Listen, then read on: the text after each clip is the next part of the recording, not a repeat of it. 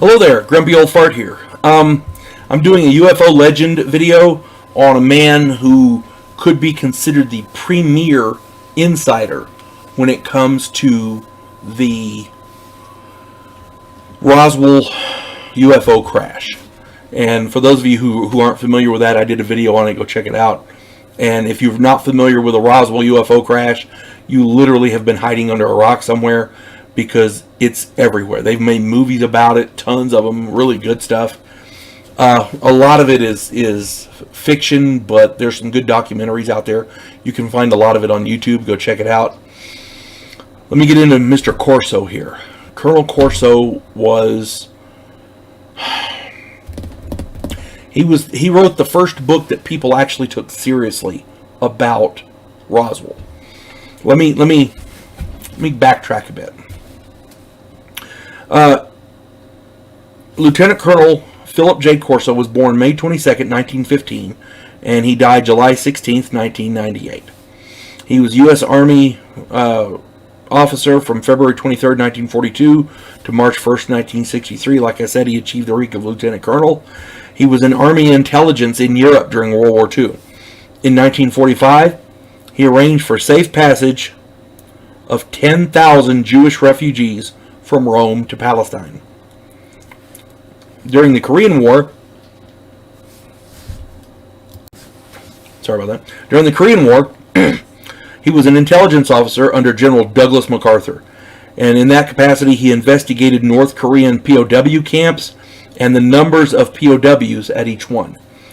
In 1992, he testified at the hearings of the Senate Select Subcommittee on POW MIA affairs.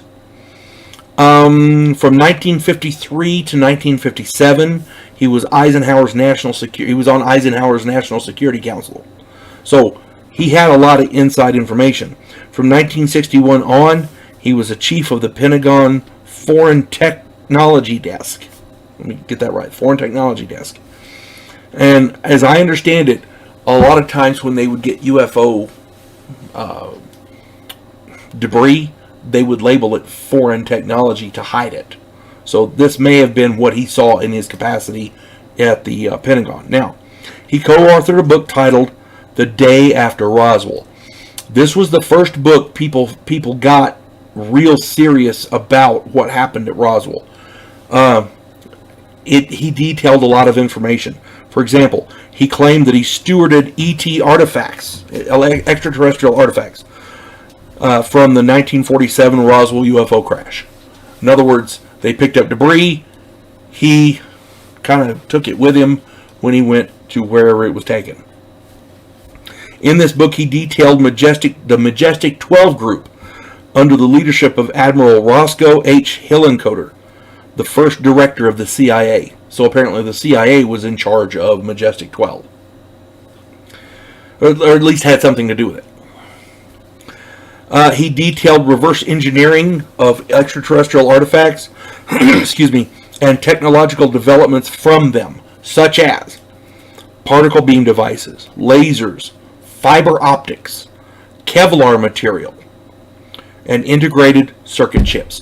According to Corso, we got this technology not directly from, but we used alien technology to develop this stuff.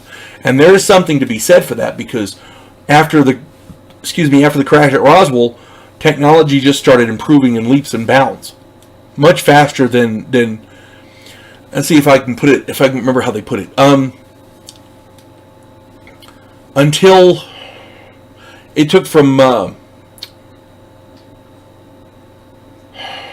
was it, 800 years or so to develop rifles from the arquebuy. Okay, if I remember correctly. I may be getting my dates wrong here. But it took a long time to develop rifles, with the spiraling grooves inside, the rifling inside the barrel, from arquebus, which is the old handheld, light the fuse and aim it until it goes off thing. It took something like 800 years for that. Okay, roughly. We went from horse and buggy to the airplane in 5 to 10, 12, 15 years, whatever it was. Okay. We went from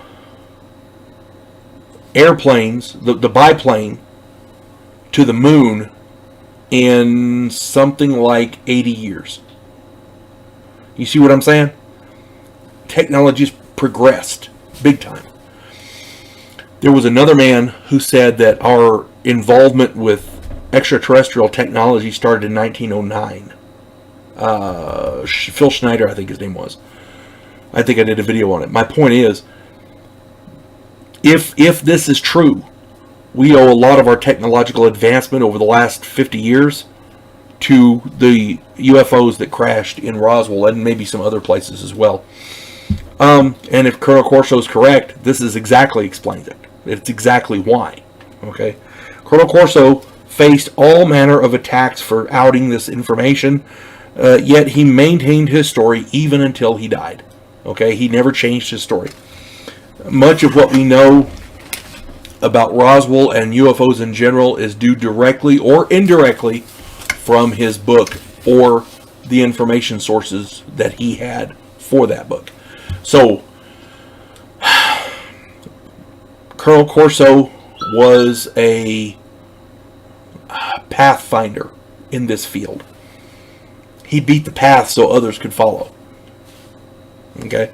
And for that, Colonel Corso, we honor your memory. You folks have a good day. God bless one and all.